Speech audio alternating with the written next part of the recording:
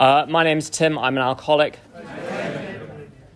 Welcome to A Path Through the Programme, a 10-part survey of various aspects of the AA programme with a couple of different formats, designed to appeal to both AAs and Al-Anons, or indeed anyone using the 12 steps.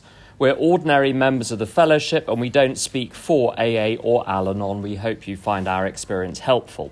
The format of this session is as follows. Charlie and I will speak between us for about half an hour on a topic.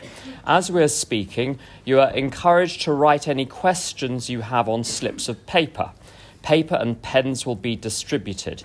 Our assistants, Alistair and Alison, their names obviously beginning with A and A, producing the word AA, will... you see, that's God working through circumstance, isn't it? We'll collect these during the meeting. We will then select questions and, if we can, address them by sharing our experience. Don't be shy with those questions. Ask all of those things you don't want to ask your sponsor. The session will last 50 minutes or so in total. We're recording this. Recordings will be made available online over the next few days at a member's personal blog site, which is not affiliated with AA. The QR code and site address are available here on the front table. Let's start with a few moments of silent prayer to use as you wish.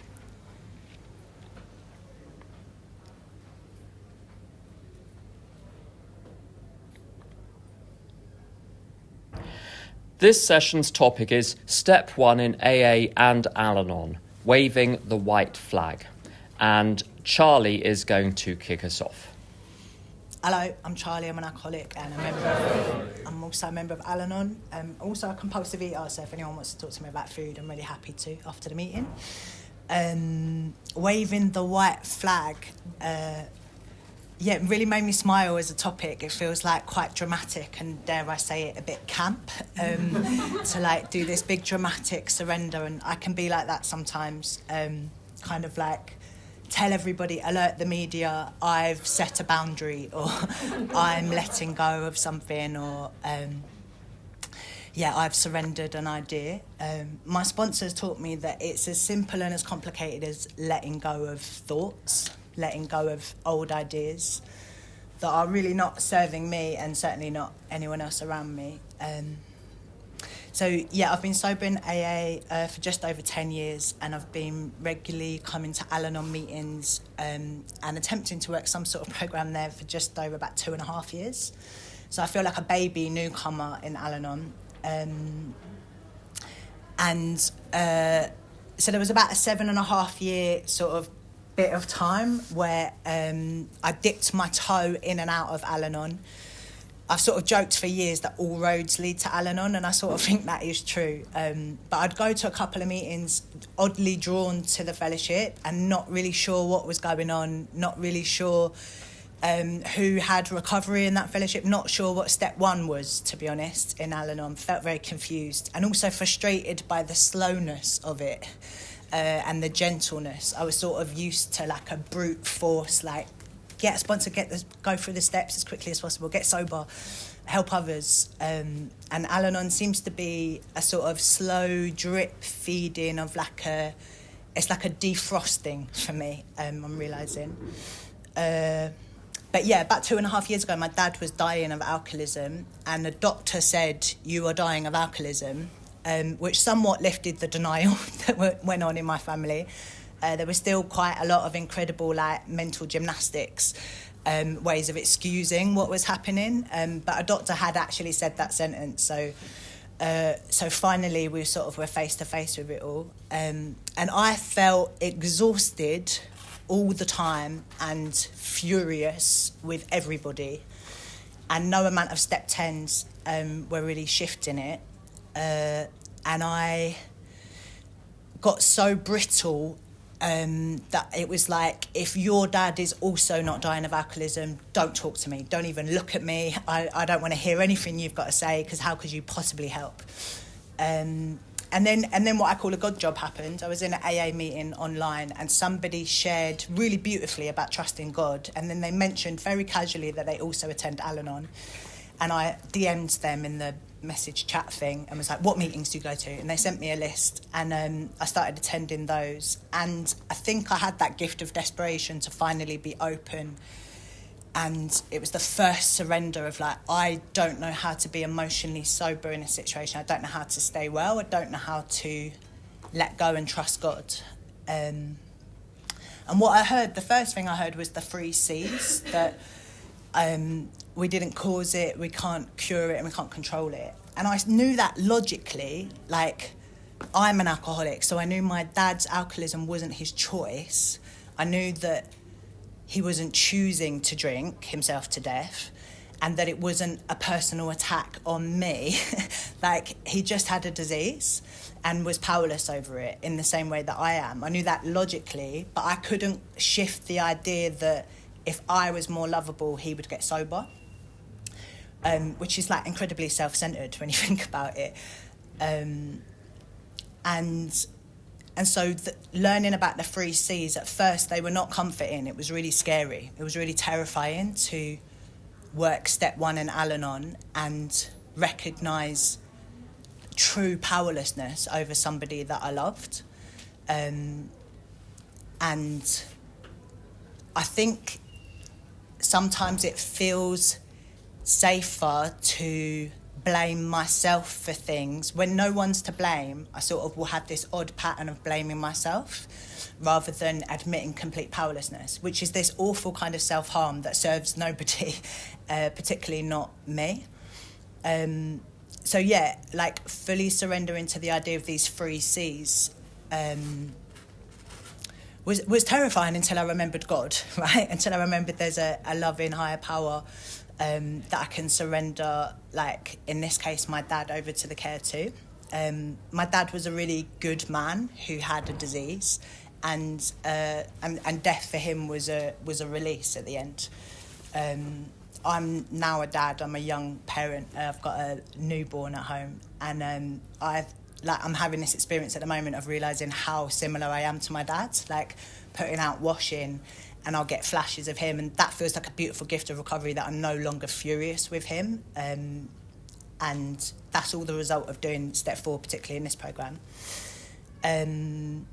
But yeah, waving the white flag in Al-Anon, letting go of old ideas. Some old ideas that I've needed to let go of are, if you changed, I would be at peace.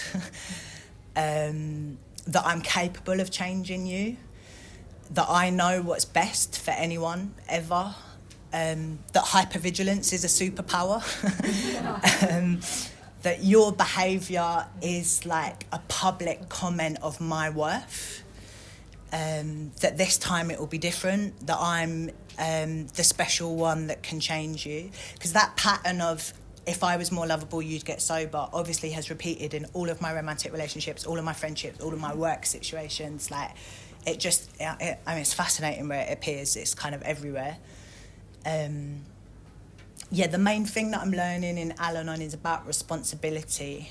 I looked up step 1 in how Al-Anon works, which was, really helpful for me. And it says here, our life is unmanageable whenever we lose perspective about what is and is not our responsibility. And I've learned I am responsible for my thoughts, feelings, beliefs and actions, and you are responsible for yours, which completely blew my tiny mind. Like, if you're angry, that's not necessarily my fault. If you've had a terrible day, that's not something that I need to fix instantly. If you believe something that I think is wrong morally, that's not my job to try and change or fix or educate you. So really learning to take responsibility for my thoughts has been a profound shift for me in Al-Anon. Like someone shares at my home group often, like fear can come knocking on the door, but it's my choice if I open the door and make fear a cup of tea and give it a slice of Battenberg, I think is the quote. I have to take responsibility for my thinking, which is a full-time job. I really don't have time to be thinking about what you should be doing, but my brain can go there very quickly. I'm responsible for my feelings. No one makes me feel anything. I upset myself a lot, but nobody can make me feel anything. I used to say that all the time, like, she made me so angry, he made me so upset. No, it's my choice. Yeah, and if you are responsible for your own choices and I'm responsible for mine, that reading also talks about allowing others the dignity of being themselves. There's something about the language in that sentence that pings out at me, the dignity. It's like, oh yeah, shit, I am robbing people of the dignity of being themselves. It wakes me up to how arrogant I am to assume that I know at all what you should be doing with your life. I barely know what God's will is for me most days. So the idea that I could possibly know what you should be doing. But, even this morning, my partner was complaining about tiredness because we've got a newborn. And I had a list of at least 10 brilliant ideas of what I think she should be doing that kind of dropped down like a menu in my brain. And I guess I was spiritually fit enough this morning to pause and pray and not give her any of the 10 unsolicited bits of advice. And that's a really subtle bit of Al-Anon working for me. I was uncomfortable that she was tired and I was leaving to come to London to speak at a convention. And so I want to fix it for her. But actually I just needed to accept my uncomfortableness, my discomfort in that moment. The last thing I want to share about is there's this elderly lady at my home group in California who says this acronym, Let Others Voluntarily Evolve, and that's a new version of love that I'm learning to practice in Al-Anon. It talks in that how Al-Anon works, step 1 reading, about confusing caring with controlling and confusing love with interference. And I'm deeply embarrassed that I don't know how to love without attempting to control, fix, manage, interfere another human being. And I'm really learning how to let others voluntarily evolve. Or another way of saying that, I guess, is to surrender my ideas and ask God, how can I be of service in this moment? That's my time. I'll leave it there. Thank you. That's brilliant. Thank you so much.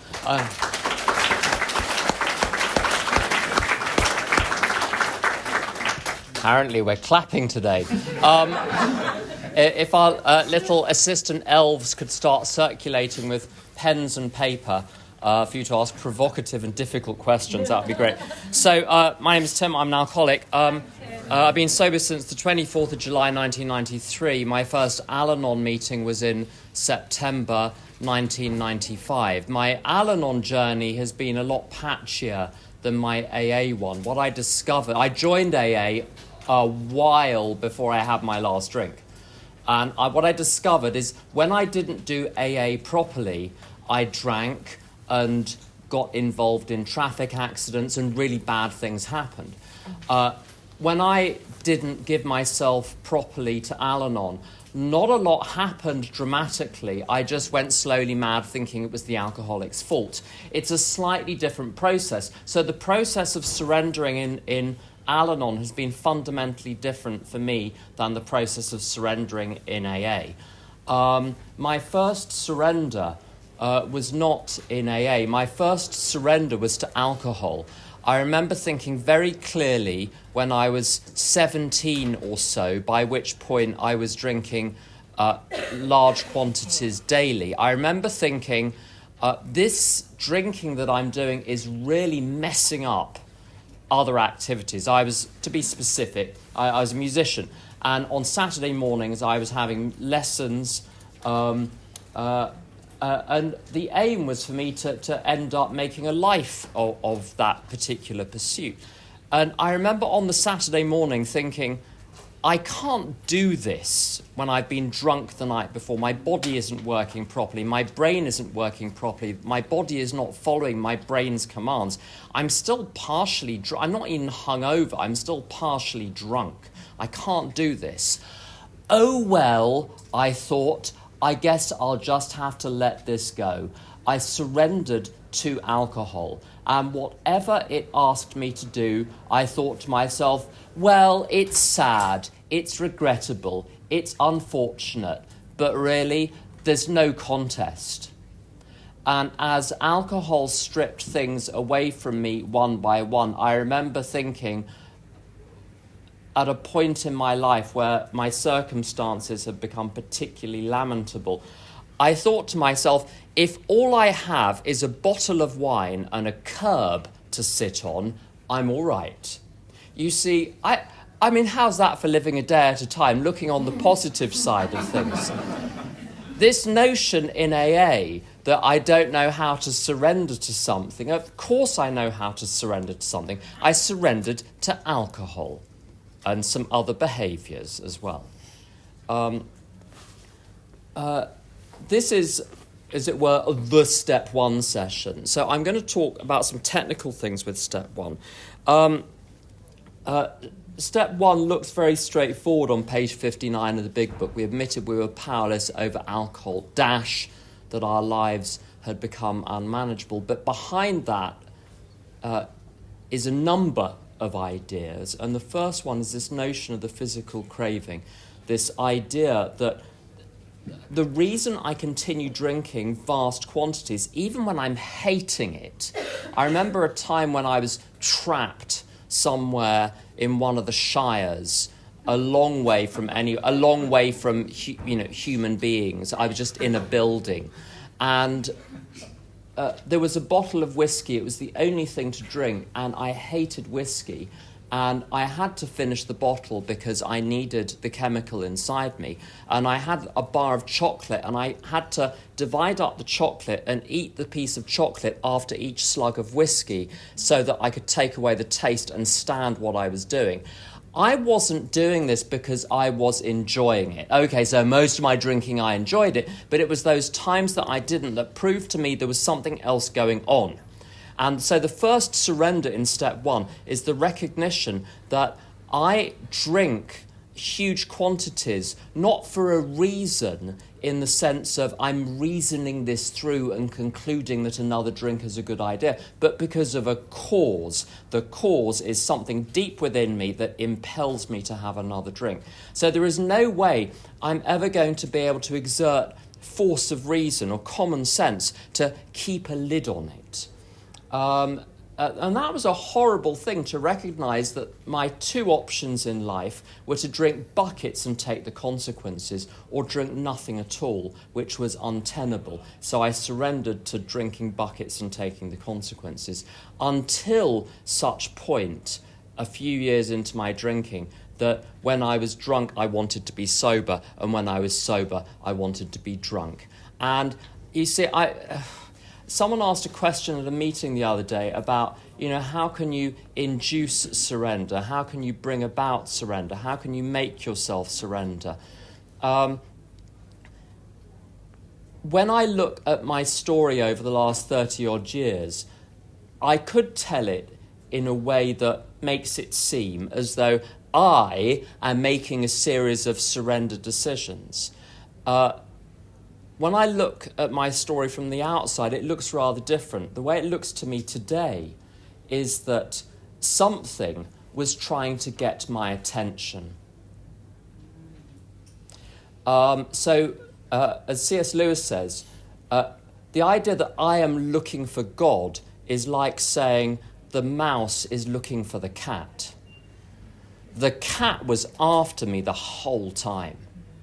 So the morning in January, I think late January, early February 1993, when I was crossing the hall in my flat, and I saw the telephone table which had a stack of telephone directories and yellow pages on it, and the thought crossed my mind. Now, I didn't go and retrieve a thought. I didn't make the thought. I didn't say, I'm going to think a thought. Here it is. The thought decided to cross my mind, to look up alcohol in one of these books. And I did, and I saw the phrase Alcoholics Anonymous, which was a phrase I'd never consciously thought about before. And there was a number, and I don't know about you, when I was drinking, I like to get drunk and call random numbers and just see who's going to answer and what merry hell I can stir up. And so I thought, game on. And I called. Now, you know, sometimes people talk about seconds and inches, and I don't know. It looks as though this whole deal was sealed up right from the start. There is no way I should have called AA. I wasn't even thinking at that time in my life about giving up drinking. But there I am calling AA. It looks as though something else was running this process, not me. What happened over the coming months was an incremental surrender with the, as it were, the first part of step one, I'm powerless not just after the first drink, but I'm powerless before the first drink. As I took a rather, hard as it may be to imagine this today, a conceited view of AA. I liked some of the people well enough, but the package deal, and all sorts of individual ideas like God and steps, no. I liked the idea of a sponsor because that means there's someone on whose door you can knock at 1 o'clock in the morning and expect to be admitted. So I would find a sponsor, go to their house at 1 o'clock in the morning, knock on their door, and I was indeed admitted. FYI, if any of my sponsees are in the room, this system has been discontinued. So no, you don't even know my address. I didn't buy AA until circumstances presented me with two options. I could risk, as I did each day, continuing to wake up unaware of whether or not I was going to drink that day, and having to wait to see how the day played out to see if I was going to get through it sober or not. Or I could finally do the one thing in AA which I had never tried, which was everything, which was the package deal as a package deal. Bob D is very good on the question of surrender. He talks about what happens when armies surrender in a wartime situation, and the way he describes it is this: you put down your weapons, you put down your defences, and you await instructions.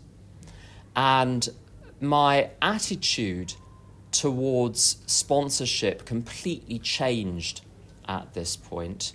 Up until that point, my notion was that I would find a sponsor and I'd ask them important questions about life.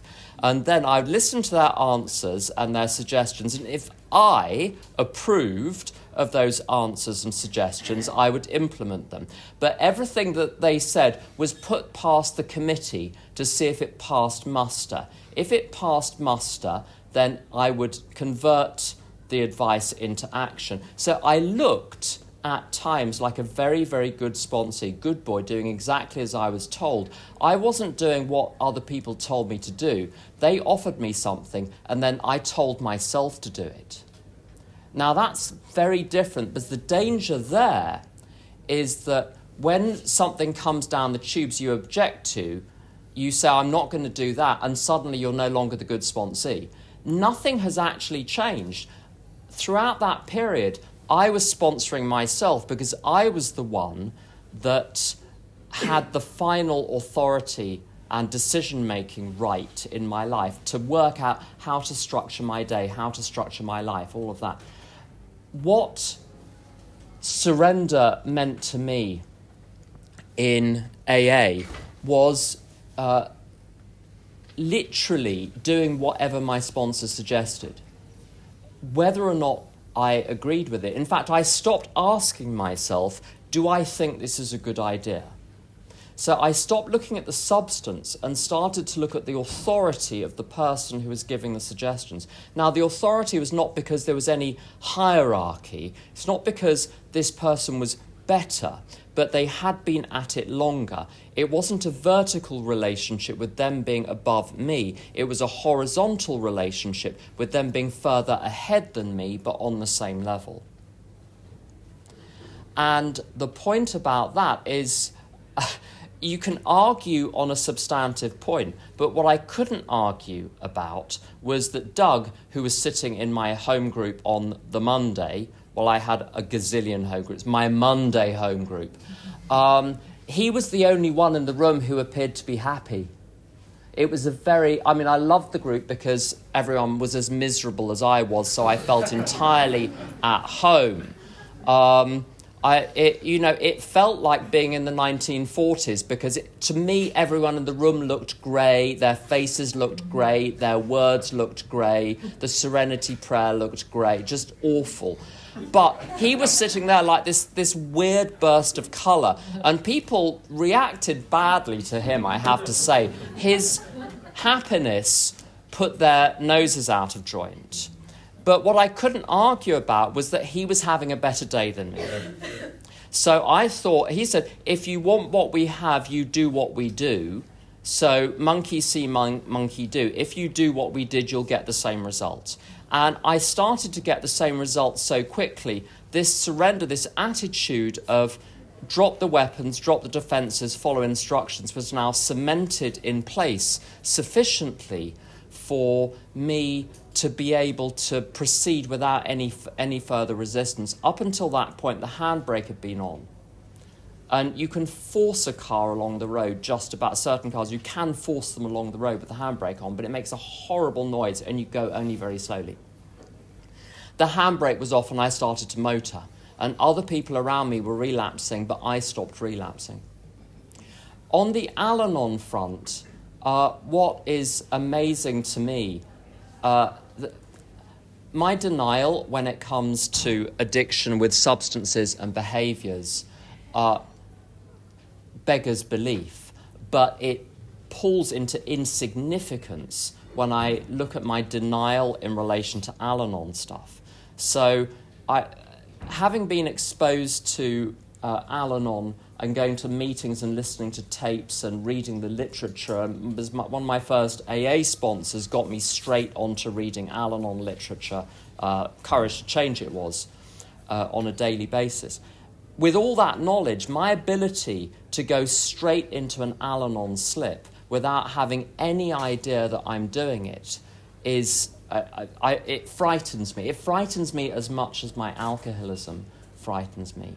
I don't think I've ever consciously surrendered in Al-Anon, but I'll tell you a particular story about someone I knew who was alcoholic, who drank again, and it was someone I knew very well, and that they weren't in AA at this point.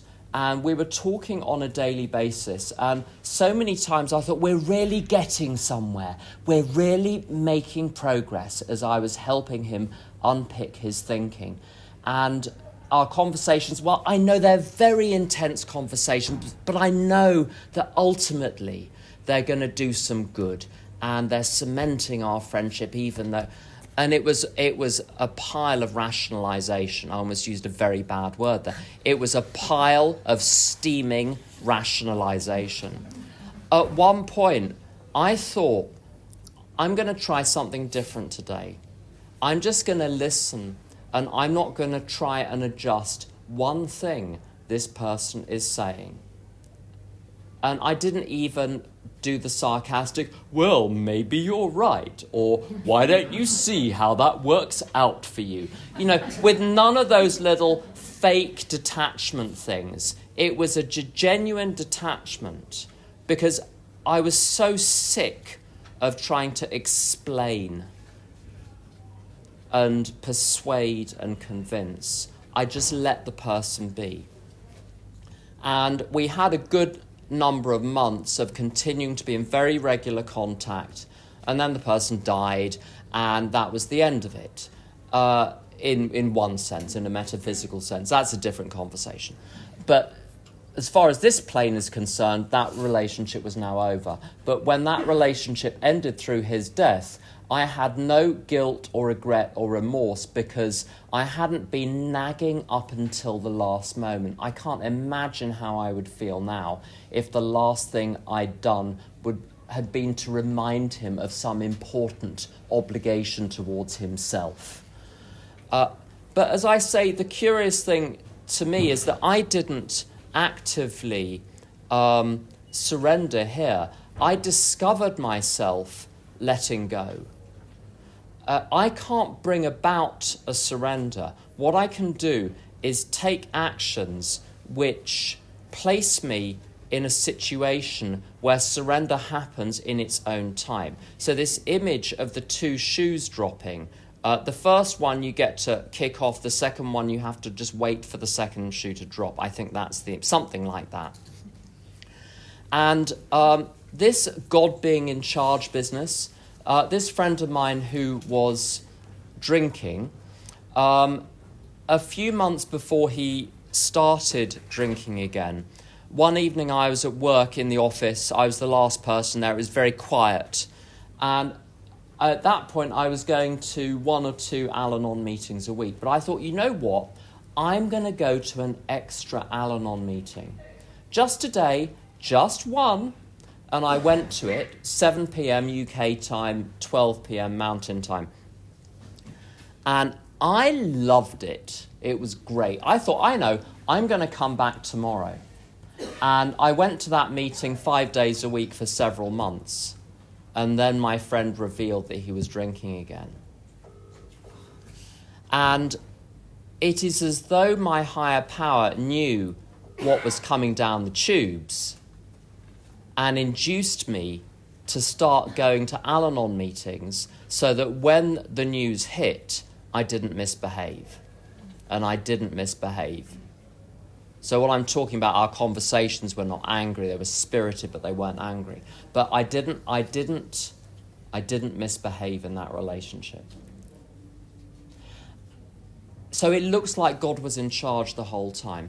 What is my job in that surrender process? My job is to take the indicated actions. The indicated actions in that case were a lot of Al-Anon meetings, applying what I heard in meetings, just even... This is how you can work the Al-Anon program within an Al-Anon meeting without apparently working a step. And I think this is how it works, Al-Anon. It's yes, one formally does the steps, but I think the process is different. I feel it's a very different fellowship and it operates very differently than AA. The way it works for me in Al-Anon is there'll be a reading at the head of the meeting from One Day at a Time or one of the step books. And all the meeting I'm thinking, how does that apply to the situations I'm finding myself in right now today? And that's how I've learned. How do I package up the topic that we're supposed to be discussing with the events happening today? And then trying to articulate that 100 times, 200 times, 300 times in a row, I realise I hear the message being said back to me through the words I'm given to say to you. It's a curious old thing. The progress has not been through doing endless written inventories with my analysis of myself. It's real-time application. And when I do that, the surrender is as though I'm suddenly discovering myself falling through thin air, and you know you've surrendered. It's like fooling around on a diving board, and then because no one can jump from a 200-foot diving board. But if you put yourself on the diving board and fool around, one day you'll forget yourself and fall off. And that's what the surrender in AA has been like. That's what the surrender in Al-Anon has been like. Now, I can't see Alistair, or there you are. Are there any questions yet? Oh, very good. Any other questions floating around that need collected? Very good. So, very good. Okay, so first question, I'm looking at you. Do you have a sponsor in both, all 3 fellowships? How does that work? How much time does that take up? Though there are 3 questions there. Have at it. I have one sponsor who's in the same fellowships as me. I think that's lucky. I always suggest to people to do one set of steps at a time in the addiction that's killing them the fastest. How does that work and how much time does that take up? A lot. But yeah, I mean, having this disease is a full-time job, and so my recovery takes up a lot of time. At first it feels like a chore and an obligation, and then it feels like a blessing and an opportunity. That's been my experience. And recently, now that my life has got fuller, I've learned to practice these principles in all of my affairs and realise that there's not actually a separation between what I do in meetings and what I do at home with a crying newborn. It's all the same. I hope that answers that. I might come back to that question. There's another one directly for you. Oh, it's exciting. Charlie, thank you. With children, when you realise they are acting alcoholically, how do you think as an adult to approach the situation? I mean, my daughter's 3 weeks old. So but I mean, she is. Her behaviour is similar to, you know, the newcomer that I was on the phone to this morning. She knows what she wants. She's obsessed with what she wants, and she's very loud about it. And that's really similar to some chats I have with newcomers. I don't know. I'm really excited to learn how to be a parent. I'm so grateful that I'm in Al-Anon for that, because I just think it's going to make me a saner, hopefully more helpful parent. So I don't know how to answer that question yet, sorry. That was actually my question. I meant from a perspective of a child growing up in an alcoholic house, and now that you are a parent, could you mirror it back and see how it could be done differently? Again, 3 weeks in, so lots of, I'm sure yes is the answer to your question, but it's very new for me. The one thing that I will share that has blown my mind has been a thing that my sponsors said often to me, is that you are worthy of love simply by dint of being. And I sort of knew, I was like, yeah. But now, I look at my daughter and I'm like, oh, fuck, I love you and you've done nothing to deserve my love, but I love you unconditionally. And I wonder if that is how our higher powers, see us and think of us. So, yeah, there's some profound, love lessons going on, but not very articulate today. So, yeah, catch me in a year's time and I'll probably have a better answer. I'm going to come in on this question of, do you have a sponsor in all three fellowships? How does that work? How much time does that take up? I have one sponsor. I've tried sponsoring people where they have other sponsors, and wittingly or unwittingly, the two get played off against each other. And what I found with, I've had people where I'm their AA sponsor and someone else is the Al-Anon sponsor, or vice versa. And what happens repeatedly is precisely the thing that needs to be looked at with person A, they go to person B with, who'll be softer on it. And so it's like the shell game. The P is always under the shell, which is not being lifted. My view of the steps, which is unconventional, I admit, is that there's just the steps and there's only one of me. I don't have multiple brains. I don't have multiple lives. I might have multiple personalities, but that's a different question. I wish one of them spoke French really fluently, but apparently not. But the point is, I only have one set of steps. Now, there's a difficulty when I'm sponsoring someone who is new. If they're AA and Al-Anon and they have sex addiction and whatever else, and love addiction, as it's called, I can deal with all of those. Although I'm disordered about food, I'm not a full qualifying OA person or whatever. It's just not my bag. I've just used the AA steps to handle that. So, but what I've noticed is that if I got a sponsee that's basically not eating or eating everything, they can't do the AA steps because the brain chemistry is being so messed up by what's happening in the food area that nothing is going to go in. So I've got a little arrangement with a friend of mine in OA who will take people through the first 3 steps in OA, and they'll do food plans and get some accountability mechanisms in place. But it's as though the first 3 steps are differences, but once you get into step 4, it's like tributaries of a single river. So once I get to step 4, everything has merged. And step 4, I'm looking at myself, and a mirror, I will see in the mirror whatever I am. If I'm an alcoholic and an addict and an Al-Anon and a sex addict and a blah, blah, blah, if I look in a single mirror, I will see all of those different things. I don't need different mirrors for the different sides of me, because the questions, certainly in the big book, are meant to be holistic. They're meant to capture absolutely everything. Now, the question with the Al-Anon, how do you incorporate the Al-Anon program into this?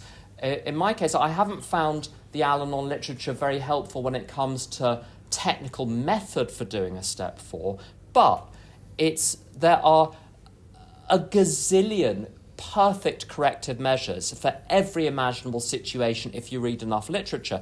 So I do the inventory using the AA method, but then the answers for how I then operate in contrast to my native approach, I get those from the Al-Anon literature. So my whole program is a horrible mashup of the two. I don't keep them separate. The question, how much time does it take? Well, how much time do you have? How well do you want to get and how quickly? But the thing is, the program is not something I do over here and then life is over there. The program is a method of living which takes me from when my eyes creak open in the morning until the point at which they shut automatically at 11 o'clock because I'm exhausted at night. The program is simply the way I live. It's much easier that way than trying to divide things up.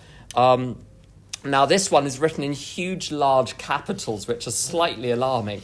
But I leave notes for my other half in huge capitals just to make sure he sees it. So I get that. So the question, as an Al-Anon, how do you deal with other Anons? Kindly, I hope. Gracefully. Yeah, I don't know. It's the same, isn't it? In all fellowships, like people have got different flavours of ways of being. I think. The same with any other fellow. How do you deal with other Anons? Generally, I try and listen more than I speak with Al-Anon people. I do find it very slow. Like there's been a surrender for me to the slowness of meetings. Like, there can be lots of readings at the start of meetings and things take a really long time. That used to really frustrate me and now I love it. So there's been a shift that's happened there.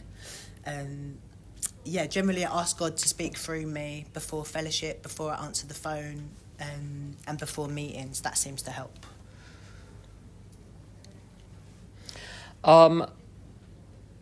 This is going to be a very subjective view. My friend Tom says that alcoholics are relatively straightforward. Once they stop pissing on themselves, they think they've got well. Al-Anons, it's a more complicated thing. One thing I noticed from I talked to a lot of people over the course of the year, and a lot of AAs are also Al-Anons by nature, if not by fellowship membership. A lot of Al-Anons, it turns out, are alcoholics. Sometimes they don't discover that straight away. So there's a lot of crossover. But what I notice is talking to alcoholics, the conversation goes back and forth in a reasonably orderly way. I try to make the conversation about me. They try to make the conversation about them. There's a bit of a battle going back and forth, but it makes sense. I can always tell with an AA sponsee that I don't know very well that they qualify for Al-Anon because of the rate of non sequiturs, the rate of responses which have literally nothing to do with the last thing just said. Because between me saying something and them responding, 14 arithmetical operations have taken place in their brain as they work out what I'm thinking, what I really mean behind what I've said, and then they respond to that. And I know they're doing that because that's exactly what I do. What can I say that will stop her from being angry? So these very complex calculations. So one thing that I find really helpful in AA group consciences, I'm like a Sherman tank. In Al-Anon group consciences, I wait and listen really, really, really carefully and just let every single storm blow itself out and then say, does it need to be said? Does it need to be said by... Because if I get inside one of those debates, I get my arms and legs yanked off. And I used to be someone that would yank other people's arms and legs off in similar situations. A lot more watchful waiting and being very careful about how I engage.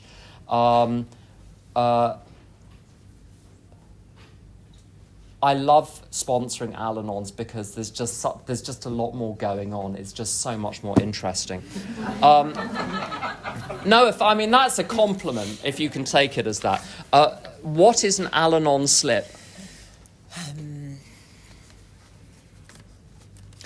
An Al-Anon slip is, for me, something I don't realise I've done until way afterwards. And it's usually where I've gone into full-blown management saviour crisis mode. I've got high on the illusion of control and busyness on it, and I sort of like have this like mental fog, and then I'll come out of the other side of it, hopefully hours, but often days later, and go, oh shit, I lost track of what I am responsible for and what I'm not there.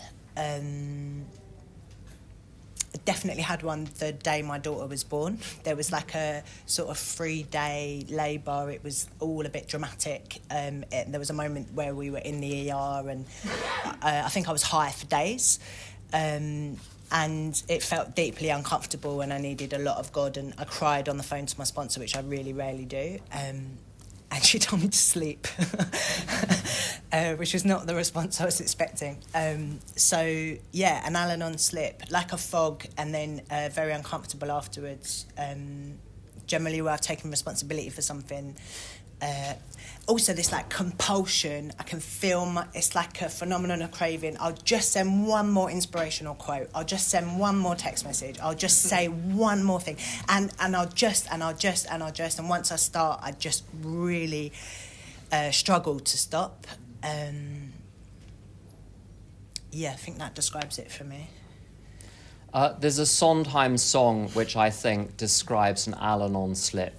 And I'm not going to actually sing it, but some of the words are... Yeah, guilt does not work on me, so just... my friend and our Al-Anon shields got erected before we came in the building, so I wouldn't even bother. The sun comes up, I think about you.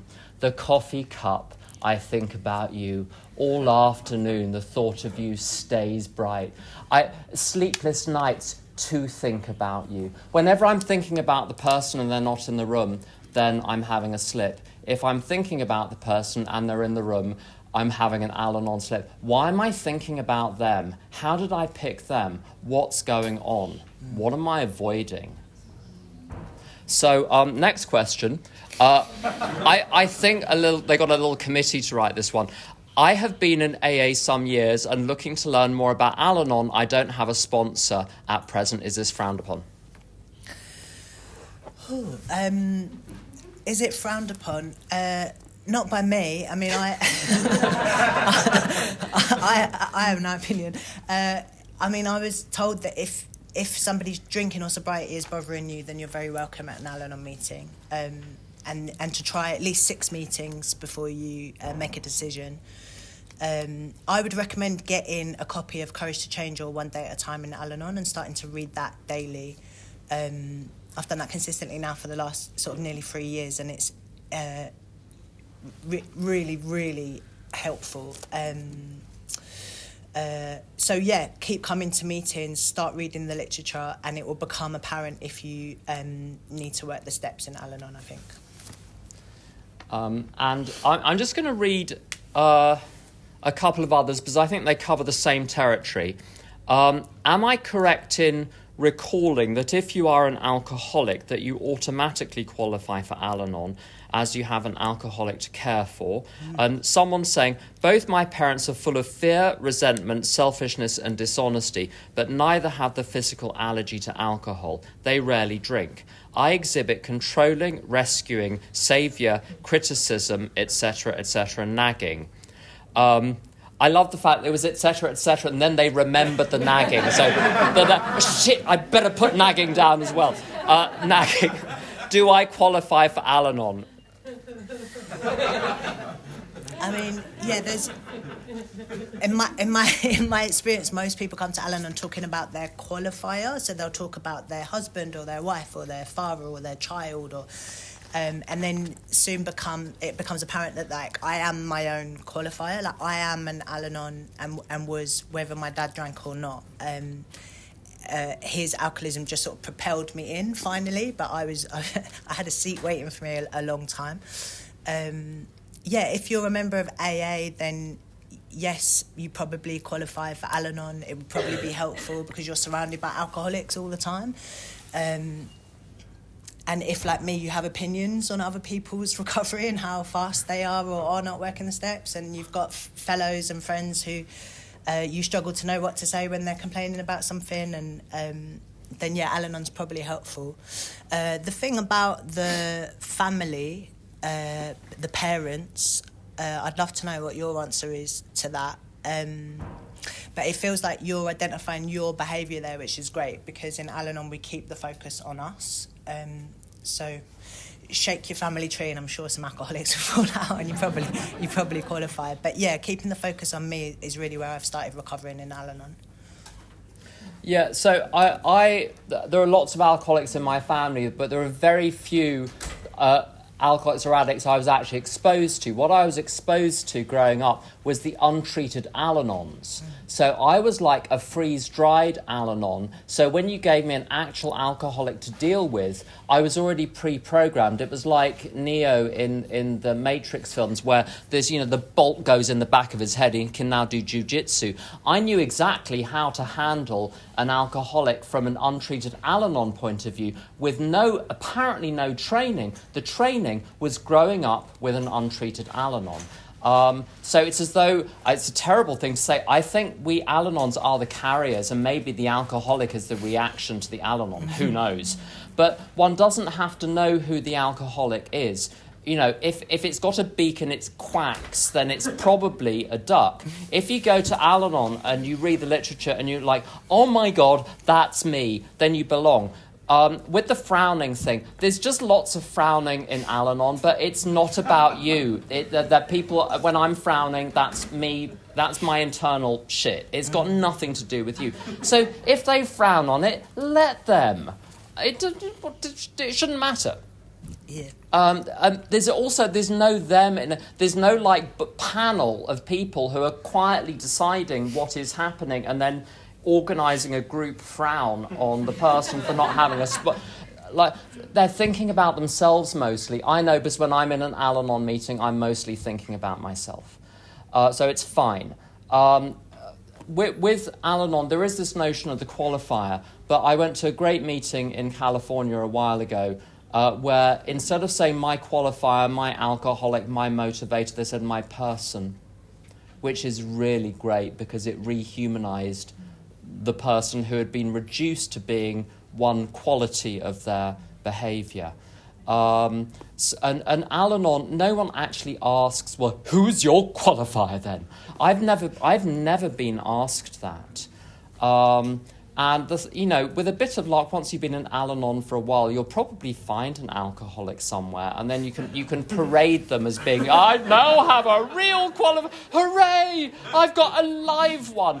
It's like sometimes I feel as though I get sent a live one just to practice on for a while, and then as soon as I get the hang, they kind of drift off and go and do something else.